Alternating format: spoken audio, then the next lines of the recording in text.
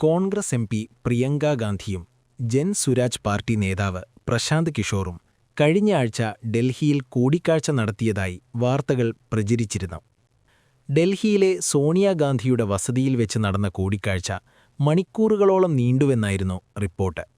ബിഹാർ നിയമസഭാ തെരഞ്ഞെടുപ്പ് ഫലത്തിന് ശേഷമാണ് ഇരുവരും തമ്മിൽ ചർച്ച നടത്തിയത് എന്നത് ശ്രദ്ധേയം.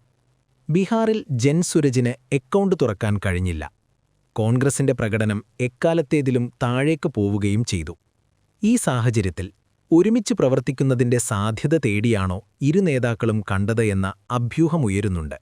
എന്നാൽ കൂടിക്കാഴ്ചയെക്കുറിച്ചുള്ള ചോദ്യങ്ങൾക്ക് അനുകൂലമായ രീതിയിലായിരുന്നില്ല ഇരു നേതാക്കളുടെയും പ്രതികരണം.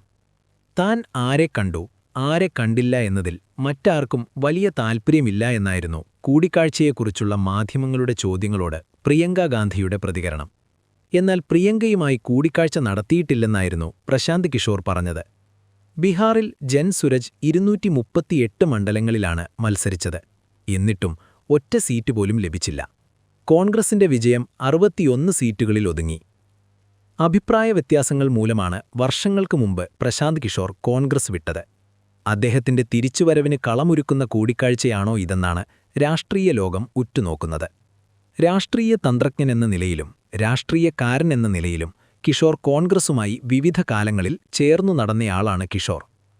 JDU 2021 പുറത്താക്കിയതിനു പിന്നാലെ കോൺഗ്രസിനെ ശാക്തീകരിക്കാനുള്ള പദ്ധതികളുമായി അദ്ദേഹം രാഹുൽ ഗാന്ധിയെയും പ്രിയങ്ക ഗാന്ധിയെയും സമീപിച്ചിരുന്നു. 2022 ഏപ്രിലിൽ ഡൽഹിയിൽ നടന്ന കൂടിക്കാഴ്ചയിൽ കോൺഗ്രസ് നേതൃത്വത്തിനു മുന്നിൽ തന്റെ പദ്ധതികൾ പ്രശാന്ത് വിശദീകരിച്ചു.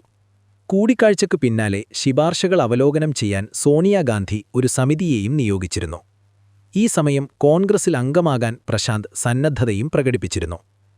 2022 ശേഷം പ്രശാന്ത് കിഷോർ കോൺഗ്രസിന്റെ നിശിത വിമർശകനായി മാറുന്നതാണ് കണ്ടത്.